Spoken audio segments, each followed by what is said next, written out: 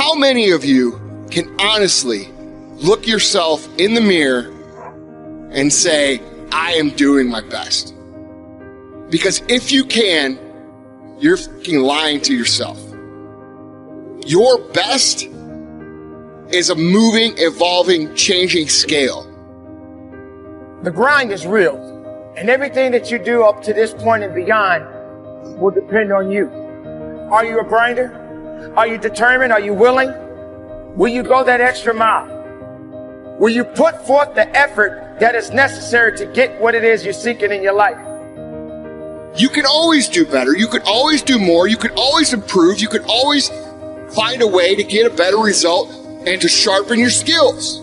You guys are always looking for that extra thing. I'm going to read this book. I'm going to buy this program. I'm going to join this mastermind group. I'm going to go to this seminar.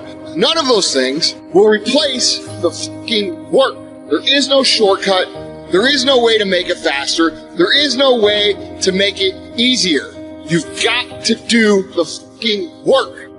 You can't go through life looking to do the minimum and get the maximum. If you want the maximum, you gotta fucking do the maximum. You guys gotta go all in.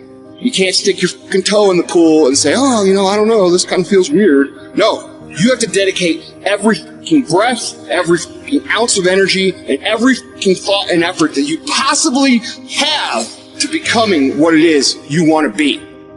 When you are a true hunter, you don't go by time, you go by the gazelle. You don't hunt from 8 to 3. Why? Because the gazelle may not be open from 8 to 3.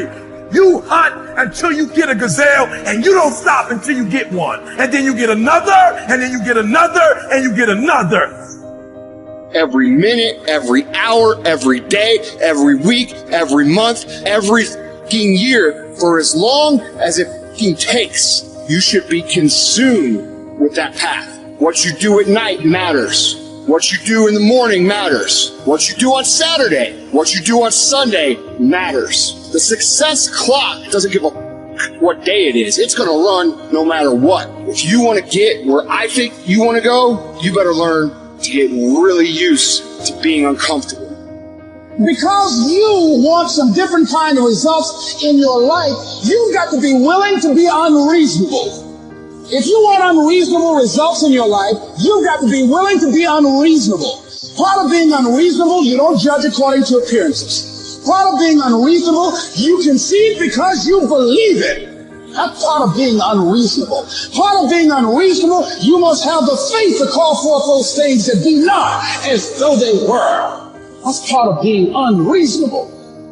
Listen to me, this is how you do it over 6-7 years ago with no money, no human resources, no building, no funding, no support. The first thing we did was we dreamed, we wrote the dream down, we slept the dream, we ate the dream, we rehearsed the dream, we looked at the dream, we talked about the dream, we slept with the dream, we woke up to the dream, we wore the dream, and now boom, it's our reality.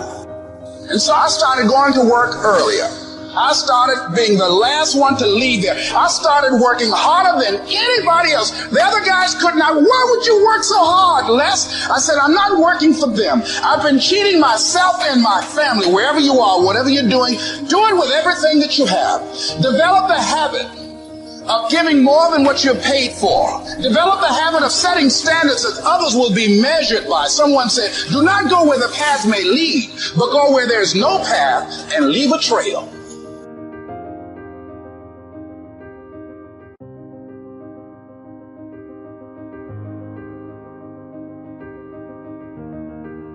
We can't work out without purpose. We need to get into our dress for the wedding. Summertime's coming, so we want to look all good. The biggest purpose in life isn't all it. It's how you respect yourself, how you look at yourself. That's an everyday journey. So every day you should be getting after it. We look at determination, self-discipline. We look at hard work. All these terms, it's almost like we dread them. So don't look at them as dread and punishment. Look at those words as a lifestyle. Stay hard. Betray your destiny and see how long it takes you to be drowning in a storm. It'll happen immediately, and of course it will, because What's calling you to be your best is exactly the thing that's pushing you forward to manifest yourself most fully in the world. It's what you need. You run away from that, the boat's going to start to rock very, very quickly. Well, what does that mean? Well, what else would come out of chaos? You know, if you fall apart and then you put yourself back together, what is it that comes back out? At least you're in better shape than you were before, you know, and then maybe you do that 20 times in your life, or 50 times, and you do it voluntarily. In short, 92% of the average person's worries take up valuable time, cause painful stress, even mental anguish, and are absolutely unnecessary. And of the real legitimate worries, there are two kinds. There are the problems we can solve, and there are the problems beyond our ability to personally solve. But most of our real problems usually fall into the first group, the ones we can solve if we learn how. You cannot be great being a lesser version of what already exists. You can only be great when you execute against your own potential and do your own development. And that means getting up there and looking like a clown. If you want to be great, if you want to be one of the best that's ever fucking lived at what you do, you have to understand that it's about developing our own skills. It's about developing our own style. It's about developing our own swagger.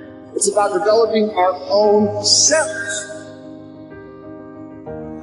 And what mountains could we move, I think? What gridlock could we eradicate if we were to join forces and work together in service of something greater than ourselves? You know, my deepest satisfaction and my biggest rewards have come from exactly that. Pick a problem, any problem, and do something about it, because to somebody who's hurting, something is everything. And what I know for sure is that the biggest choices begin and end with you, your internal big questions. Who do I want to be in the world? My relationship to source energy, to all that is God.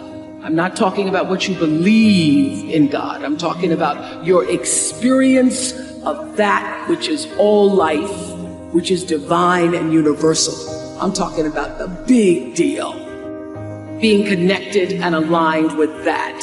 When you are tuned in and charged into that, whenever you feel empty, you go inside yourself and you connect to the source, and you know that all things are possible.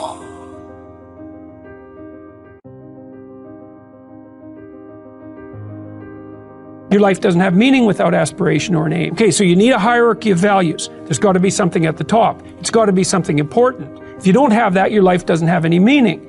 So if you criticize the hierarchy, or even the idea of hierarchy, you destroy the idea of aspiration. And then people have nothing. Well, that's not helpful. People are built for a struggle, and they're built for a weight. And you want to take on a heavy burden voluntarily. See if you can put yourself together. See what you can do out in the world while you're waiting to die. It's an all-in game. It better be worthwhile. And so there's a tight relationship between responsibility and aspiration and hierarchy. And when you criticize those things, you get rid of the aspiration.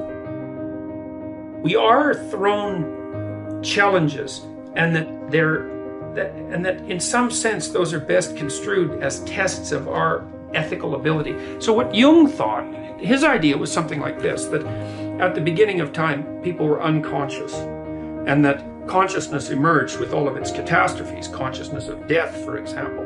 And one way out of the burden of consciousness was to return to unconsciousness. You can do that with alcohol. You can do that by being dependent. You can do that by failing to grow up. You refuse the burden of consciousness by becoming unconscious again. But there's another way forward, which is to become even more conscious. So the idea would be a little bit of consciousness is like an illness. But if you can expand that consciousness upwards enough, then it starts to become something that is its own cure. And that partly what your goal is while you suffer through life is to heighten your consciousness to the point where everything gets integrated enough so that that's proper medication for the disease of self-consciousness.